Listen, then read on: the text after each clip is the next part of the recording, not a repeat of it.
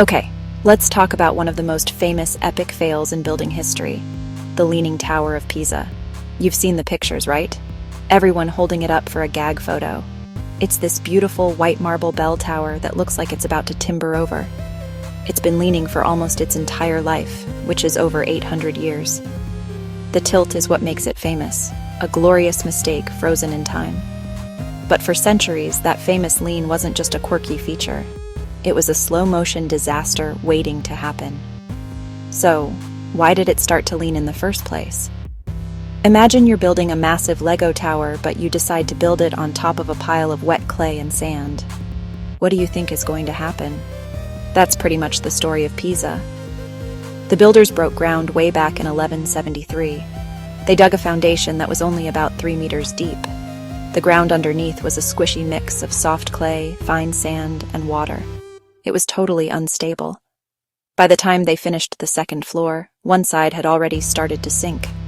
The builders weren't dummies. They saw the problem right away. Their solution?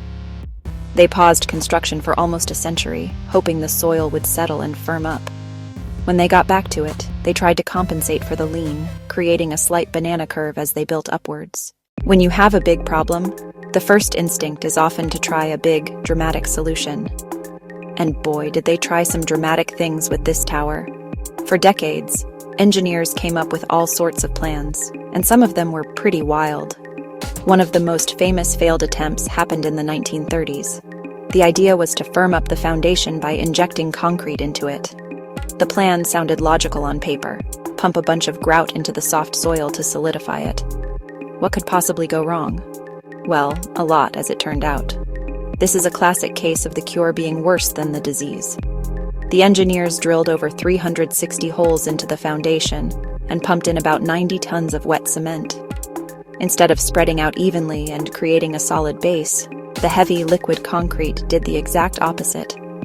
It created random, heavy lumps under the tower and made the soft soil even more unstable. The tower gave a sudden lurch and tilted more in a few days than it had in the previous year. It was a complete disaster.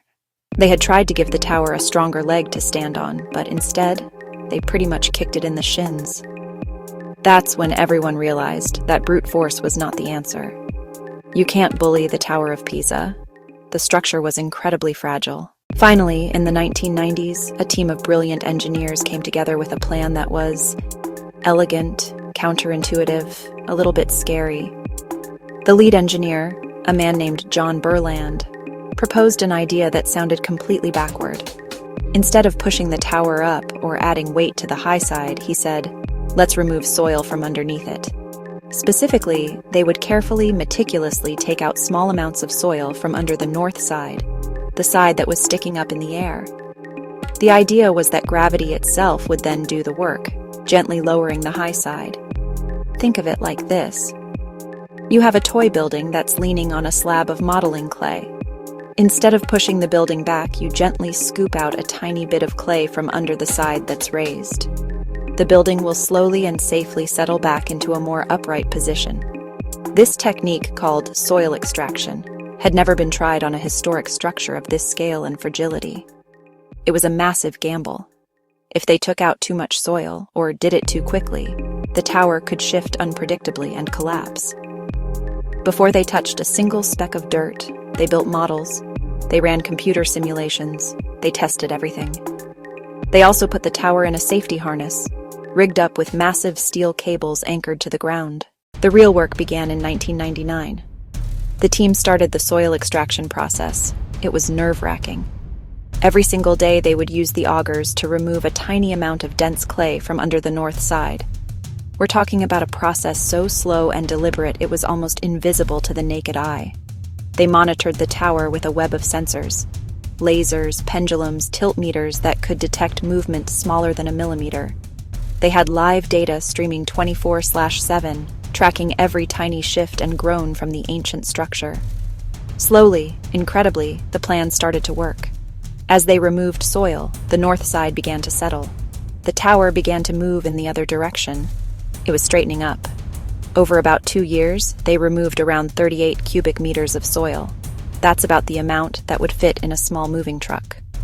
With that tiny adjustment, the tower leaned back northward by 45 centimeters, about 18 inches.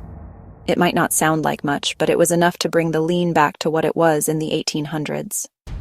The project was a phenomenal success.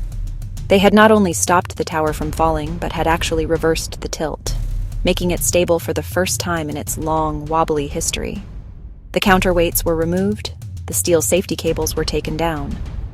And in 2001, the Leaning Tower of Pisa was reopened to the public. The Leaning Tower of Pisa still leans. It wouldn't be the same without its famous tilt.